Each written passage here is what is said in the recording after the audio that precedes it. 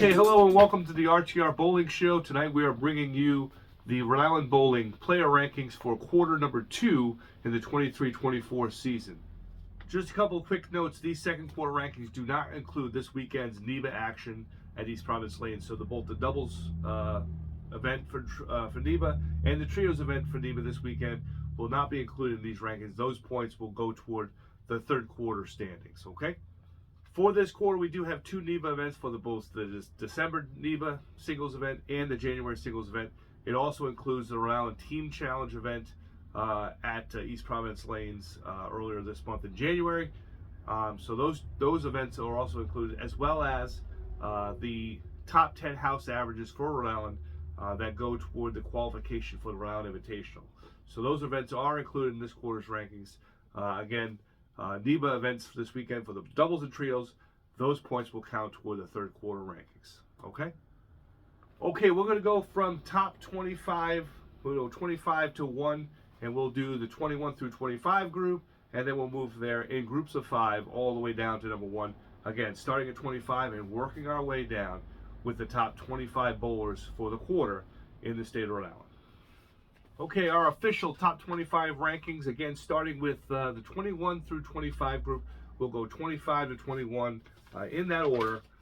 Here is your top 25, again, starting with the 25 through 21 group. In 25th, Tim Gagne, down 6 spots. He had 2 qualifying average for Rhode Island Invitational, top 10 averages. He had 2 of those. That's worth 200 points. He's down 6 spots. He is 25th after being 19th in quarter 1. John Hester, new to the top 25 this quarter. He had a second place in the Rhode Island Team Challenge, and he is now 24th. Chris Page, who fell 7 spots for this quarter, he had 1 top 10 average for Rhode Island, and he is 23rd. In 22nd place, Mike Carter, who fell 11 spots. He had no qualifying points for this quarter, and for that reason, he falls 22. He falls to 22, down 11 spots. He was 11th. After his first quarter rankings. 21st is Matt Janis. He had a win at the Rhode Island Team Challenge. He is up from a non-ranked player to now a ranked player at 21. And that's 21 through 25. All right, from 20th to 16th, these are your 20 through 16 ranked bowlers in the state.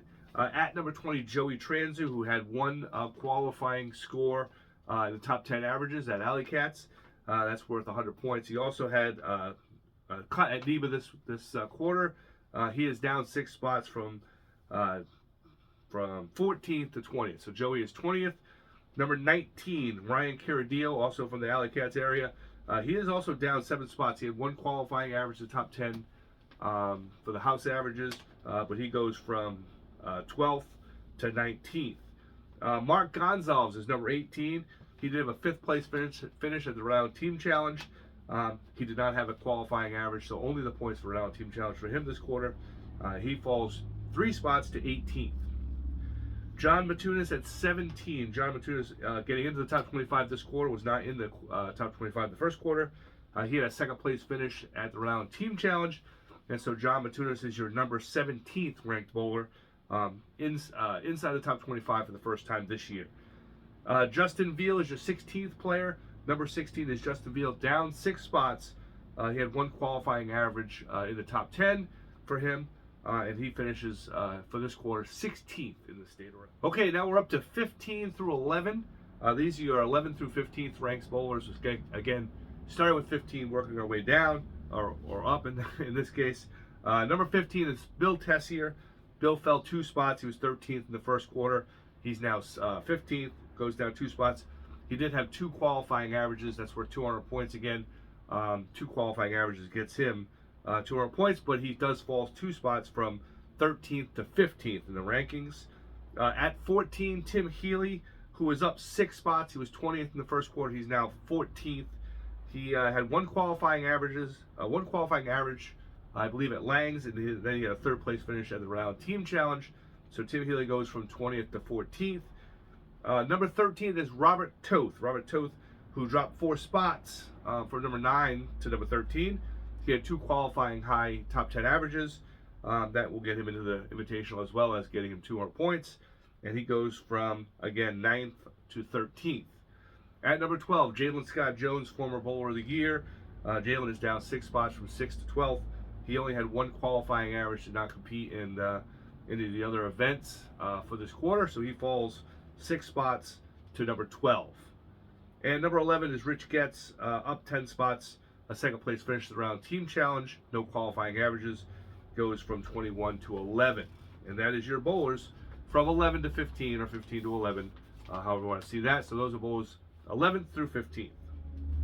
Okay, now we're getting into the top 10. This is bowlers 10 through 6. Okay, the top 10 bowlers coming up.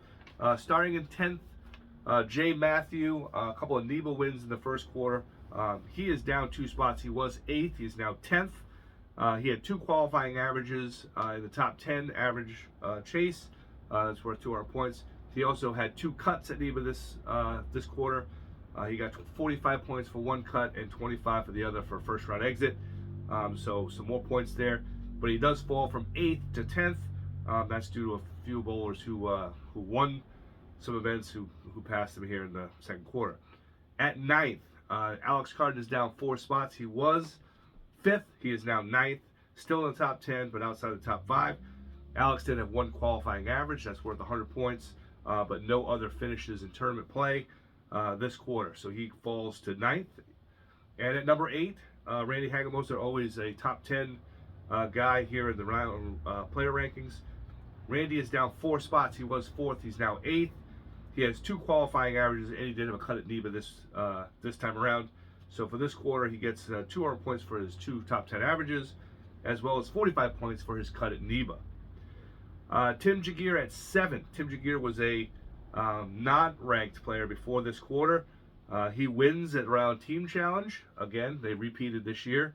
They won last year as well.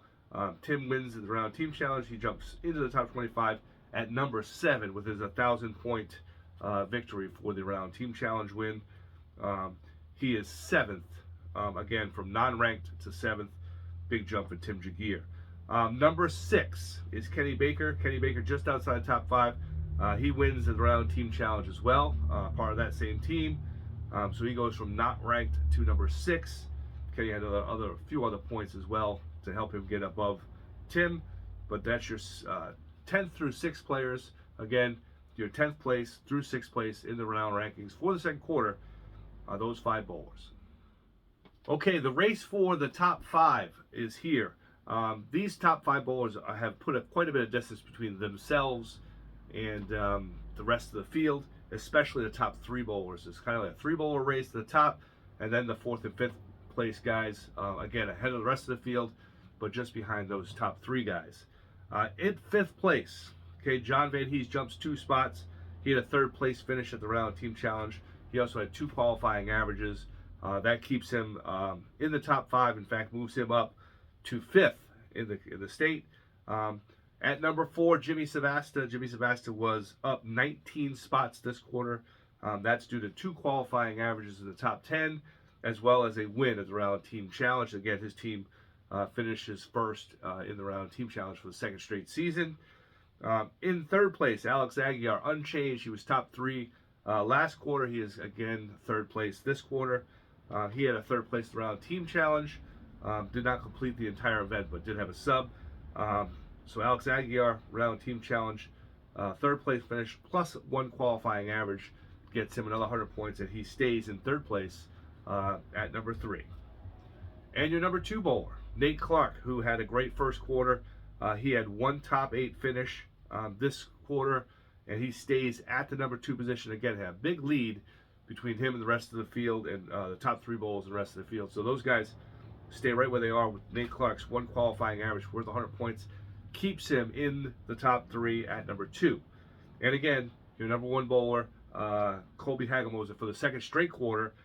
He also had a win at the Round Team Challenge. I think that's his 4th or 5th win already this bowling season. His win at Round Team Challenge, as well as 2 qualifying averages, keeps Colby Hagamoser as your number 1 Rhode Island Bowling Player Rankings bowler of the quarter. The next quarter will come out in May. It'll be the last Sunday of May. It'll be after all of the state events, like the association tournament at Alley Cats this year and a few other events. Again, May 15th will be your third quarter rankings, and then your fourth quarter rankings, your end of the year rankings, will come out the last Sunday of August. Again, the last Sunday of August will be your final fourth quarter end of the year rankings. May 15th, the last weekend of May, last Sunday of May for your third quarter, and then the last Sunday of August will be your final year-end fourth quarter rankings. Okay? So, again, just to recap, bowlers 1 through 25.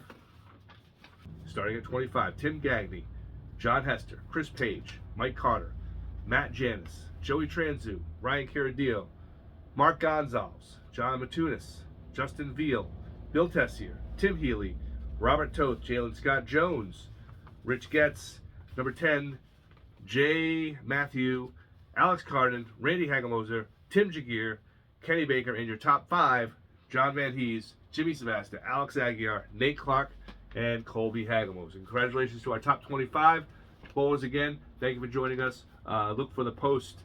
I'll give you the points and all the standings for the top 25 on our Facebook page, as well as we'll give you a new video announcement, as well as the top 25 in May. The last Sunday in May will be our third quarter ranking, so look for that. And then, of course, in August, you can look for the final year-end rankings as well, and they come out on the last Sunday of August. Okay, thanks, bowlers, for having us. Please check out our sponsors. Please hit the like, the subscribe button, all that good stuff. And if you get a chance to go on our Facebook page and support the Rhode Island Bowling Player Rankings, we would appreciate that as well. Thank you, bowlers. Good night. Thank you to our sponsors, Bowlify, Rippin' the Rack, and Rhode Island Whiskies. Sound the alarm. I'm coming up. We'll have a ball. I'm sweet like a buttercup. You're Bobby doll. Show them.